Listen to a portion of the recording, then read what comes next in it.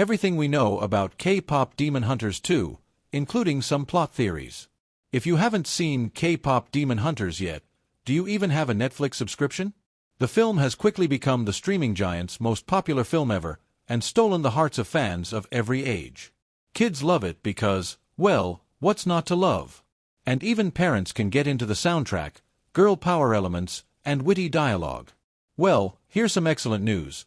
Netflix is in talks with Sony Pictures to create a sequel with our new favorite band still headlining the film and keeping the honmoon strong. Here's everything we know right now, plus some fun fan theories about what we might see from HUTR/X in the second film. If you're wondering why Netflix has to make a deal with Sony for a sequel to happen, let's catch you up. Sony created the film and sold it to Netflix to release direct-to-streaming back in 2021, anticipating that it might not perform well in a theatrical release. At the time, Sony's CEO said K-pop was a bit of a niche thing. Well, according to The Hollywood Reporter, the two entertainment giants are indeed in talks to begin a sequel. It can't happen without them working together, the outlet says. K-Pop Demon Hunters 2 cast. This sequel business is still in its infancy, so cast announcements are far from made. That being said, I can't see why our three main characters' voice actors and vocalists wouldn't return.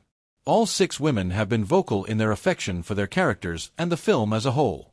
Audrey Nuna, who provides Myra's singing voice, has spoken in interviews about being so tickled seeing Korean food animated after feeling like she had to hide the kimbap in her lunch growing up. Arden Cho and EJAE, who together voice Rumi, told Variety they love her perseverance and think her story has the potential to empower a younger generation of Korean Americans. So, we'll definitely be watching these stars' social media for any clues that they're in for round 2. Rumi, voiced by Arden Cho, vocals by EJAE. Zoe, voiced by Ji Young Yu, vocals by Ray Ami. Mira, voiced by Mei Hong, vocals by Audrey Nuna.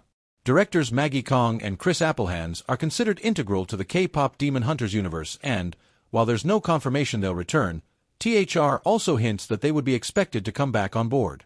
A report from Puck says Sony has already entered into negotiations with the pair. What will K-Pop Demon Hunters 2 be about?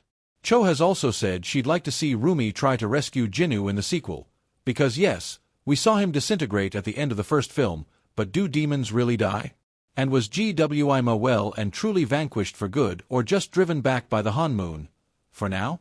Fans on Reddit are really holding on to hope that we'll finally get to see a Rujinu kiss. In an interview with Variety, Kong gave some insight as to what fans may be able to expect if a sequel comes to fruition. We've set up so much for potential backstory. Obviously, there's a lot of questions that are left unanswered and areas that are not explored, and we had to do that because there's only so much movie you could tell in 85 minutes, Kong said. This was Rumi's story, and we have backstories for Zoe and Mira, ones that we actually put in the movie, but it just kind of rejected it. It just wasn't the movie for those stories.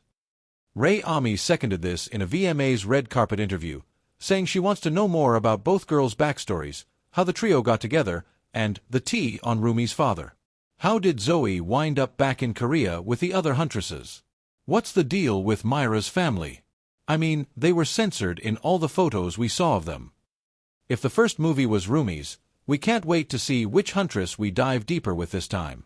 Everything is still so early in development right now, there's certainly no release date or anything else confirmed at this point.